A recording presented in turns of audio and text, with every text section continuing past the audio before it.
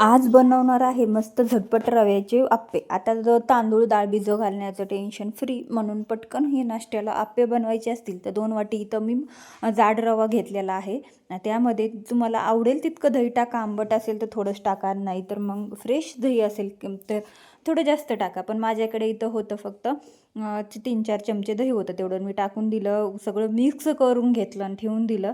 या अशा पद्धतीने भिजले। आता त्यामध्ये थोड्या वेळ 10 मिनटं भिजत घातलं होतं, ते भिजलं। आता थोडंसं पाणी घालून आपल्याला थोडं अजून मिक्स करून घ्यायचं आहे, कारण दही थोडं आंबट होतं म्हणून मी जास्त नाही टाकलं।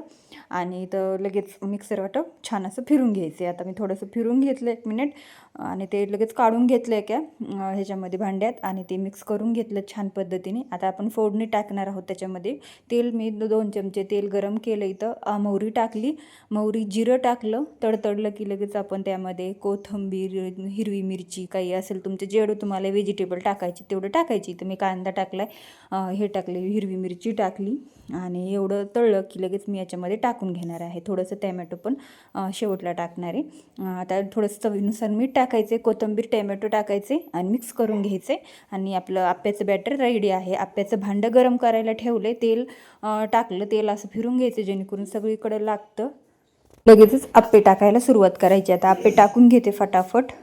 तर हे सगळ्या अशा पद्धतीने मी आप्पे टाकून घेतले आणि थोड्या वेळ आप्पे सगळे ह्याच्यामध्ये टाकून साच्यामध्ये आपण ते थोडंसं 5 मिनिट तरी झाकून ठेवायचं, जेणेकरून छान अशी सॉफ्टमध्ये आतमध्ये शिजून निघतील सगळे। अशा पद्धतीने आता उघडून घेतलं, त्याला उलटी पालटी करून घेतलं, पाहू शकता कुठं चिटकलं वगैरे काहीच नाही।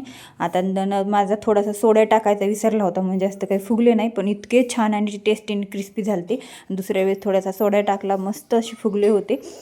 थोडासा नॉर्मल आपण किंचित भर असं सोडा टाकायचा, खायचा सोडा, आणि खूप मस्त फुगतात आणि इतकं टेस्टी झाले होते, अगदी झटपट आणि इतके टेस्टी विचारूच नका। आधी तुम्ही पण असे झटपट करून बघा आणि कमेंट करून सांगा की तुम्हाला कसे झाले। आणि तुम्हाला ही रेसिपी आवडली असेल तर नक्की लाईक करा, शेअर करा आणि चॅनलला सबस्क्राईब करा, जेणेकरून नवीन रेसिपी आणि डेली व्लॉग, डेली लाईफ तुम्हाला पाहायला मिळेल माझी। भेटू नेक्स्ट व्हिडिओमध्ये, बाय बाय।